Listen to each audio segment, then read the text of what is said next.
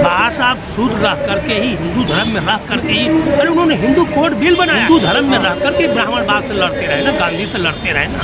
1935 के वाला कॉन्फ्रेंस तक तंग आकर के उन्होंने कहा जब सुधार नहीं हुआ तब वो तंग आए। 21 साल क्यों इंतजार किया?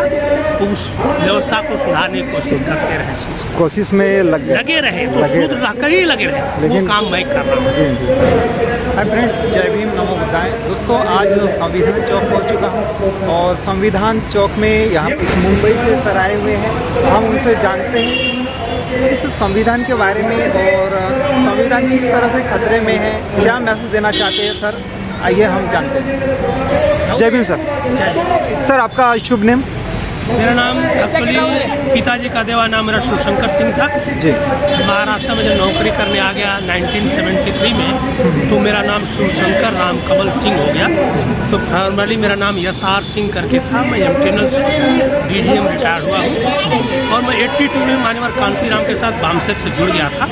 उसी बैकग्राउंड से मैं एक बहुजन मूवमेंट कहिए, चाहे मूल निवासी मूवमेंट कहिए, उससे जुड़ा हुआ हूँ। मतलब कांसीराम जी जब जीवित थे तब से जुड़े हुए? 82 की बात कर रहा हूँ। 82 में DS4 जब शुरू हुई थी, उससे पहले से मैं काम कर कांसीराम के साथ प्लेटफॉर्म से आया हूँ। और मैं बहुत अच्छा बम्बई में प्रशिक्षक भी था, 1 नंबर का था और मेरा नाम भी था। मैंने 89 में बहुजन चेतना पुस्तक भी लिखी थी, वो यादव जी के नाम से बड़ी फेमस पुस्तक हुई थी, जब मुलायम और कांसीराम की संयुक्त गवर्नमेंट बनी थी। उसमें हम लोग लखनऊ के असेंबली भवन में हम लोग एक गेस्ट के रूप में भी गए हुए थे। उस समय इतना हम लोग का मान सम्मान उस समय था।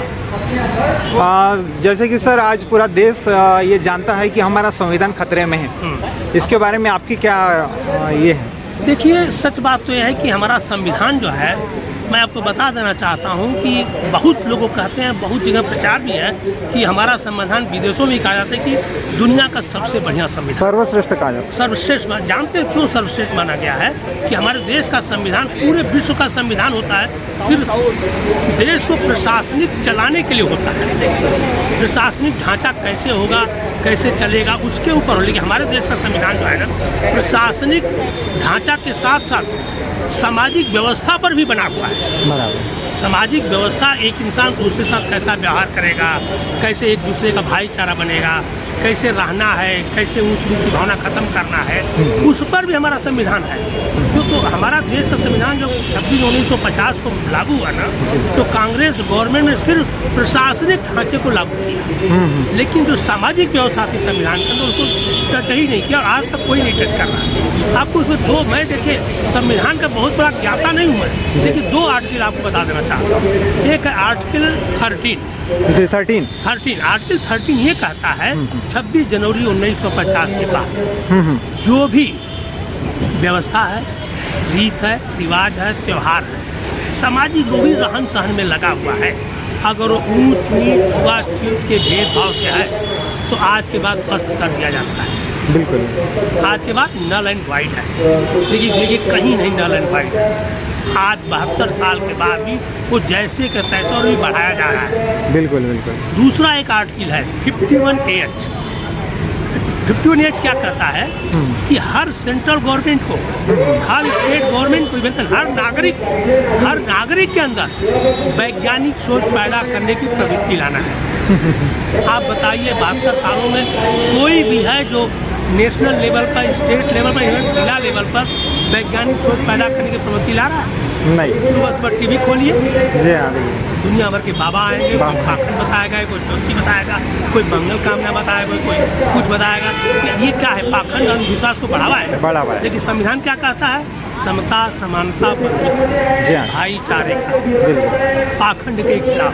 लेकिन आज पूरा का पूरा पाखंड बढ़ाया जा रहा है। ये देश का दुर्भाग्य है। इसी को खत्म करने के लिए, इसी को करने के लिए हम भारत के लोग जो संविधान है, उसी को प्रचार प्रसार करने के लिए कन्याकुमारी से जन चेतना लाने के लिए हमारे नीतीश सरकार जो चले हैं, तो मैं भी थोड़ा साथ देने के लिए। रियली मेरी तबीयत खराब है। मेरा बीपी हाई हो गया है, नहीं तो मैं यहाँ से दिल्ली जाने वाला था। अच्छा मैं अच्छा उनको बचपन दिया मैं आऊँगा दिल्ली जाऊँगा, लेकिन मैं जब देखे कि नहीं तबीयत खराब फिर भी मैं आया तो बोले नहीं आप घर जाओ, मैं यहाँ से जो है एक साथी को उन्होंने बुला लिया है कि ज़्यादा लोग नहीं जा सकते उसमें, एक 4 व्हीलर है और बस है, तो मैं कल यहाँ से चला जाऊँगा। बहुत तो बढ़िया। सबसे बड़ा दुर्भाग्य हमारे देश का है कि जो भी सरकार आज तक रही है, चाहे वो बहुजन की आई हो, चाहे जो भी रही हो, बिल्कुल बिल्कुल हम किसी को दोष नहीं दे रहे हैं। किसी ने भी इस 2 आर्टिकल पर सामाजिक व्यवस्था पर जो हमारा संविधान बना हुआ है, बाबा साहब ने जो ढांचा खींचा उस पर किसी ने काम नहीं किया। ये देश का दुर्भाग्य है। किसी का आज एक चीज़ और बता देना चाहता हूँ, जब आप आए हो ये हमें बता दीजिए आप भाई कि इस देश में संत रविदास कब की बात है, 700 साल पहले की बात है, ठीक है। संत रविदास, किशन कबीर जी, परियार साहब, फूले दंपति, बाबा साहब अम्बेडकर, जिंदगी भर इवन महात्मा गांधी भी, जिसको कि गांधी बोलते हैं, क्या छुआछूत भेदभाव ऊंच नीच मिटा पाया आज तक? संविधान भी कहता है मिटाने के लिए। गांधी जी भी तो इसी पर अनशन मरण कर रहे थे ना कि मैं ब्राह्मण को और चमार को बराबरी कर दूंगा। अम्बेडकर नहीं हमें थोड़ा समय दे दो, 10 साल दे दो, क्या कर पाए? हुआ है आज तक? नहीं। तो सवाल मेरा ये है कि क्यों नहीं हो रहा है, बल्कि और बढ़ाया जा रहा है। आखिर छुआछूत भेदभाव जो हिंदुस्तान के हर नागरिक में, हम तो भारत का रहे, हम हिंदुस्तान नहीं भारत के हर नागरिक के दिमाग में जो कचरा भरा है, क्या तुम हम उच्च है और तुम नीच है, तुम अछूत है मैं उच्च हूँ तुम नीच है, क्या है कि नहीं है? बिल्कुल। आखिर से क्यों नहीं खत्म हो रहा है? संविधान को चलाने वाले किसी ने खत्म नहीं किया, क्यों नहीं किया? क्या हमारे महापुरुष नालायक थे? नहीं। किसका दोष है? तो मैं उसी को कम करने के लिए, खत्म तो मुश्किल है लेकिन मैं कोशिश करने जा रहा हूँ उसी को खत्म करने के लिए, चाहे कम करने, चाहे शूद्र समाज में भाईचारा बनाने के लिए एक मिशन चला रखा है, गर्व से को हम शूद्र हैं। इसलिए मैं अपना नाम भी बदला, शूद्र शिवशंकर सिंह यादव। ये ऑलरेडी 9-10 साल से चल रहा है उत्तर भारत के पूरे देश में। लेकिन बड़े सर पैमाने पर है। शूद्र लगाना हमारे शूद्र लिए लगाना इसलिए है कि मैं टूल ये शूद्र की तो उपाधि तो उन्होंने दिया है ना सर। भाई उन्होंने, बाबा साहब जिंदगी भर शूद्र है। 1935 में बहुत अच्छा सवाल किया आपने। बाबा साहब शूद्र रह करके ही, हिंदू धर्म में रह करके ही, अरे उन्होंने हिंदू कोड बिल बनाया है। हाँ। हिंदू धर्म में रह करके ब्राह्मणवाद से लड़ते रहे ना, गांधी से लड़ते रहे ना जी। 1935 के अवला कॉन्फ्रेंस से तंग आकर के उन्होंने कहा है जब सुधार नहीं हुआ तब वो तंग आए ना, तब तंग आकर कहे ना, वो तो सुधार चाहते थे, सुधार तो चाहते थे कि हिंदू धर्म में छुआछूत भेदभाव ऊंच नीच की भावना खत्म हो जाए। उन्होंने कई सत्याग्रह भी किया, मंदिर जाने का, चाहे चौहार तालाब का। तो जब 1935 में उन्होंने ये कह दिया कि मैं थक गया, अब नहीं हो रहा, तो इसलिए मैं प्रण लेता हूँ कि हिंदू धर्म पैदा होना मेरे बस में नहीं था, लेकिन मैं हिंदू रह के मरूंगा नहीं। इसके बावजूद उसी समय वो बौद्ध धर्म नहीं ग्रहण कर रहे हैं। देखिए मैं क्या बोल रहा हूँ, चाहते तो 1935 में बौद्ध ग्रहण कर सकते ना, नहीं किया। कितना इंतजार किया? 21 साल। कब बने हैं? 56 में बने। 21 साल क्यों इंतजार किया? उस व्यवस्था को सुधारने की कोशिश करते रहे, कोशिश में लगे रहे, तो शूद्र रहकर ही लगे रहे। वो काम मैं कर रहा हूँ। जी। शूद्र एक हमारा कूल है, ब्राह्मणवाद के खिलाफ शूद्रवाद। बिल्कुल। और ये हमारा मकसद है कि हम किसी भी रूप में, किसी भी तरह से, किसी भी ब्राह्मण से शूद्र समाज नीच दुष्पापी नहीं है, बल्कि उच्च है। ब्राह्मण क्षत्रिय वैश्य से उच्च है। इसलिए उच्च है कि शूद्र समाज प्रोडक्शन करके, इंजीनियरिंग करके, पैदा करके, अनुसंधान करके, टेक्निकल काम करके इन तीनों वर्गों को खिलाया, पिलाया, जिलाया है। तो जो देने वाला है वो उच्च होता है, लेने वाला नीच होता है। सही बात। तो शूद्र समाज देने वाला समाज हर प्राणी को दिया है, चाहे प्राणी पशु रहा हो, पक्षी रहा हो, चाहे जमीन जंगल जो कुछ आपको दिख रहा है, बिल्कुल बिल्कुल सही बात। बिल्डिंग जो भी दिख रही है, रेलवे, जितने कारखाने, किसकी देन है? शूद्र की देन है। तो शूद्र देश का भाग विधाता है, कर्मदाता है, दाता है, मूल निवासी है यहाँ का। किसी को ऐसे महान काम को जिसको खिलाया, पिलाया, जिलाया, वही परजीवी, मैं देखिए साफ परजीवी, ढोंगी, पाखंडी अपने को उच्च बना लिया, और जिसने जिलाया खिलाया पिलाया उसको नीच बना लिया। दुर्भाग्य को बदलने के लिए मेरा मिशन है, गर्व से कौन शूद्र है। और ये मिशन हमारा किसी से हथियार उठाने का नहीं है, तलवार लगाने का नहीं है, किसी को गाली देने का भी नहीं है, सिर्फ अपनी अपनी मानसिकता बदलना है। मैं शूद्रों का था, यादव, कुर्मी, कोरी, पासी, तेली, चमार, जितनी भी जातियाँ हैं, सब ये मान लें कि हम सबसे निचले पायदान पर, बराबर, हम सबसे निचले पायदान पर, हमसे कोई उच्च नहीं, हम सबसे नीचे।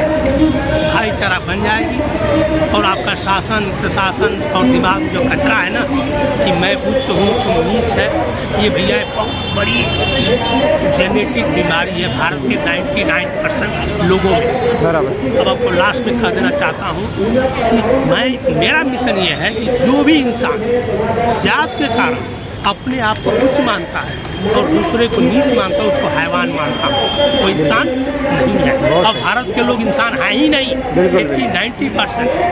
दूसरा चीज़, जिस वर्ण व्यवस्था में, जिस धर्म में, जिस परंपरा में हमारे बाप दादा परदादा नीच दुष्ट पापी थे, है ना, आज भी है और पता नहीं कब तक बने रहेंगे। मैं इवेन अपने ब्राह्मण साथियों से, इवेन मोहन भागवती से भी पूछना चाहता हूँ। आप ब्राह्मण हैं?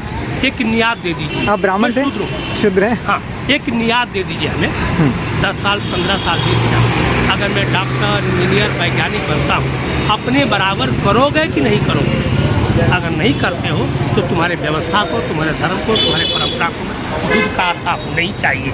जिस परंपरा में नीच दुष्पापी पहले भी रखा, आज भी रख रहा है, पता नहीं कब तक रखेगा।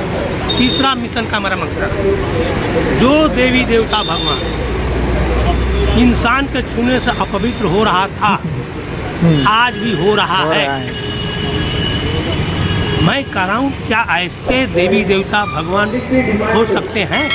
और जिनसे जो इंसान के छूने से अपवित्र हो रहा है, पवित्र होते हैं, हो सकता है, लेकिन उनके दान कैसे पवित्र हो जाता है? लेकिन आज वही देवी देवता भगवान हमारे घरों में घुस रहे हैं। पहले हमको कहा कि मत आओ, नॉट अलाउड, आज हमारे घरों में घुस रहे हैं, बाजारों में बेचे जा रहे हैं। ऐसे लोगों को, ऐसे भगवानों को, ऐसे देवताओं को घर से निकाल फेंको। मैं तो निकाल फेंका हूँ, मतलब तुम भी निकाल। ये हमारे गर्भ से और शुद्ध मिशन का मेन मुख्य मुद्दा है। यही कहते हुए आपको शुक्रिया, धन्यवाद, जय हिंद। बहुत बहुत धन्यवाद। जय हिंद।